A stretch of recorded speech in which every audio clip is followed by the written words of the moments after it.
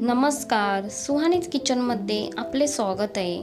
ओले काजू घर कसे साफ करायचे, साफ करताना काय काळजी घ्यायची, कसे सोलायचे, ते स्टोर करून कसे ठेवायचे, त्यापासून भाजी कशी बनवायची ते आज आपण पाहणार आहोत. चला, काही महत्त्वाच्या टिप्स दिलेल्या आहेत, तर व्हिडिओ स्किप न करता शेवटपर्यंत नक्की पहा.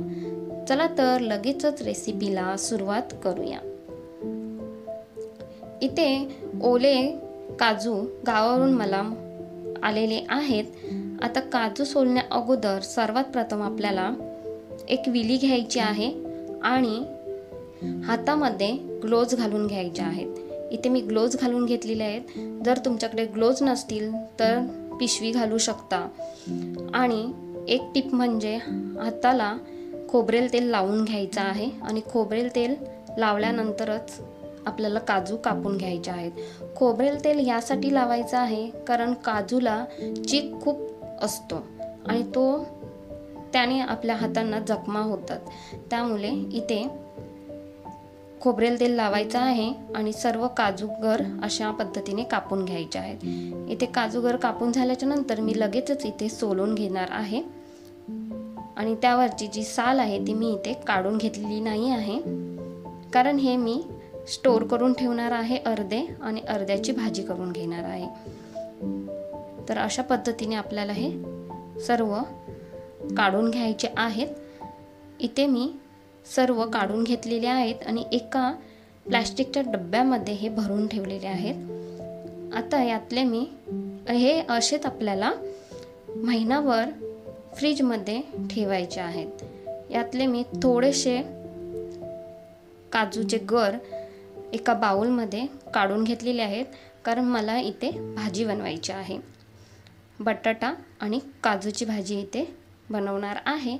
तर आता यामध्ये आपल्याला गरम पाणी घालून घ्यायचं आहे आणि यावरती झाकण लगेचच ठेवायचं आणि अर्धा तासासाठी असेच हे भिजत ठेवायचे आहेत. अर्धा तास झालेला आहे. आता एका साईडला मी कॉटनचं कापड घेतलेलं आहे आणि हे काजूचे गर आहेत ते त्यावरती काढून घ्यायचे आहेत.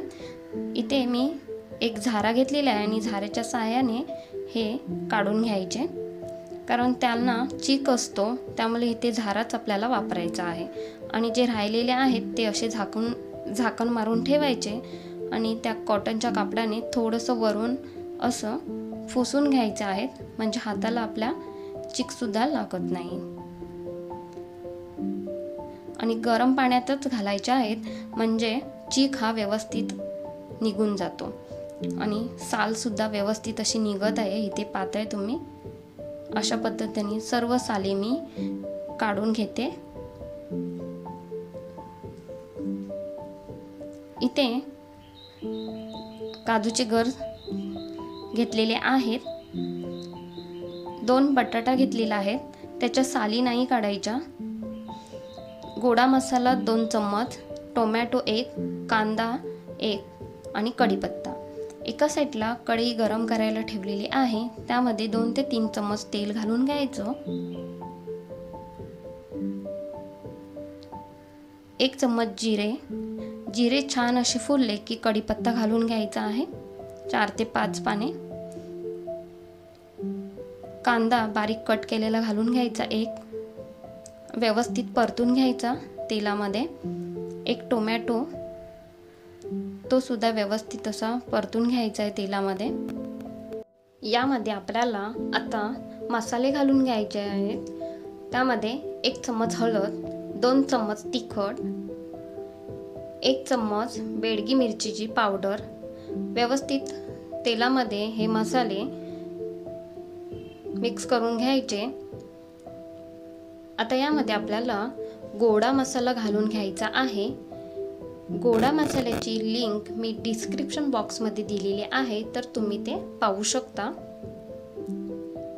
व्यवस्थित मिक्स करून झाल्यानंतर आता इथे 2 मीडियम साईजचे मी बटाटे साली न काढता घ्यायचे आहेत, कारण त्याने भाजीला टेस्ट खूप छान येते.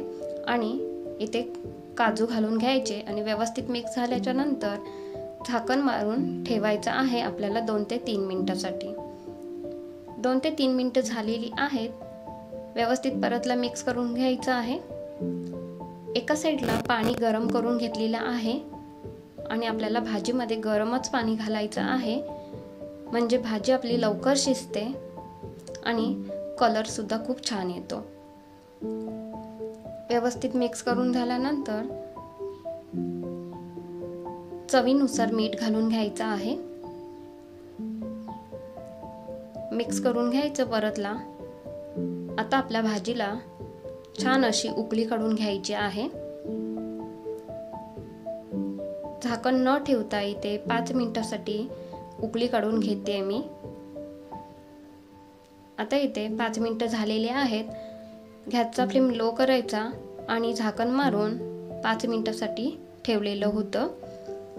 5 मिनिटं झालेली आहेत आणि भाजीसुद्धा छान अशी आपली इथे शिजलेली आहे. गर तर शिजलेले असणारच, पण बटाटा शिजलाय का आपण पाहूया. बटाटासुद्धा छान असा शिजलेला आहे आणि इथे काजू बटाट्याची रस्सा भाजी तयार झालेली आहे. थोडीशी कोथिंबीर घालून घ्यायची आणि इथे भाजी आपली तयार झालेली आहे. इथे पाहताय खूप छान आणि कलर तर मस्त असा आपल्या भाजीला आलेला आहे. आणि ही भाजी तुम्ही चपाती, भाकरी, भातासोबत खाऊ शकता. रेसिपी आवडली असेल तर नक्की लाईक करा, शेअर करा आणि सुहानीज किचनला सबस्क्राईब करायला विसरू नका. धन्यवाद.